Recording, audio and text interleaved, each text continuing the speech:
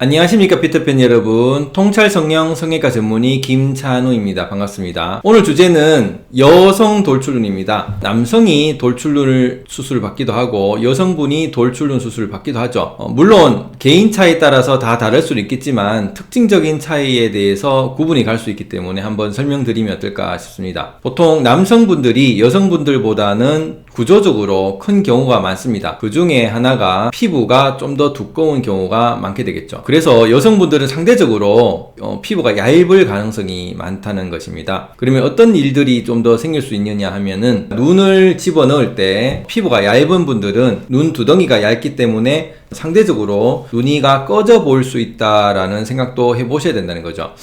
이 부분은 만져서도 알 수 있고 CT상에서 뼈를 보면서 살 두께를 체크를 해볼 수가 있게 됩니다. 두 번째는 여성분들이 돌출눈 수술할 때는 쌍꺼풀에 대한 얘기를 많이들 하십니다. 쌍꺼풀을 이미 수술하신 분도 있고 쌍꺼풀 수술을 안 했는데 돌출눈과 관련돼서 미리 수술하고 쌍꺼풀을 할지, 수술하고 나서 쌍꺼풀을 할지, 이런 부분에 대해서 궁금해 하시는 경우가 많죠. 그런데 돌출눈 수술을 하게 되면 이거는 뼈 수술이기 때문에 뼈 수술 이후에 피부 수술을 하는 것이 결국 하드웨어적인 거를 하고 소프트웨어적인 걸 하는 게 모양상은 낫다라고 설명을 드립니다. 그러면은 보통 3개월이 정도가 되어야지 붓기가 빠져서 모양상의 쌍꺼풀 정도를 어느 만큼 할지를 유추를 할 수 있는데요. 근데 쌍꺼풀 자체를 어떤 경우는 안 했는데 돌출눈 수술하고 나서 생기는 경우도 있기 때문에 이런 부분들을 한번 모습을 보시고 쌍꺼풀 수술을 할지 말지를 결정하시는 게 좋겠다라는 것입니다. 또한 쌍꺼풀 수술을 하고 나서 돌출눈 수술하신 분들이 오히려 수술하고 나서 눈매가 커지면서 좀 더 좋아지는 경우도 있지만, 그 쌍꺼풀이 재수술 여러 번 수술한 것이라서 눈매에 대한 교정을 새로 해야 되는 경우도 생길 수도 있기 때문에, 이런 여성분들이 쌍꺼풀 수술했던 분들은 특히 돌출눈 수술할 때 의료진과 좀 더 깊은 상담을 하시는 것이 좋을 것 같습니다.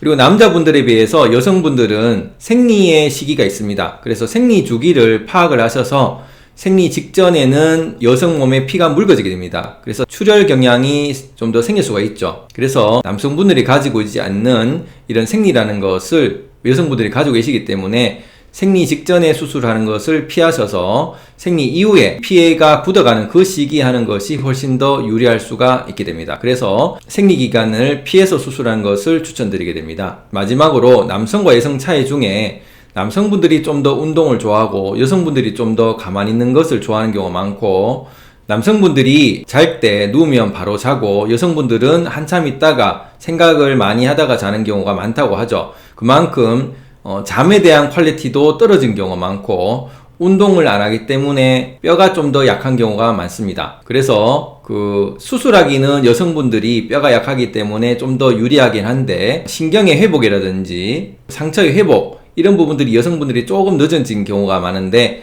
그 부분에 상당한 원인들이 잠과 관련된 것이죠. 그래서 일찍 잠을 잘 자는 습관을 들여놓고 수술하는 것이 좋고, 불면증이 있다 그러면 의료진과 상의해서 어떻게 불면증을 해결하고 수술할지를 상담을 해서, 이런 여성분이 돌출눈 수술할 때 흔히 일어날 수 있는 이런 여러 가지 문제점들을 생각을 해보시고 수술하시면 좀 더 도움이 되지 않겠나 싶습니다. 감사합니다.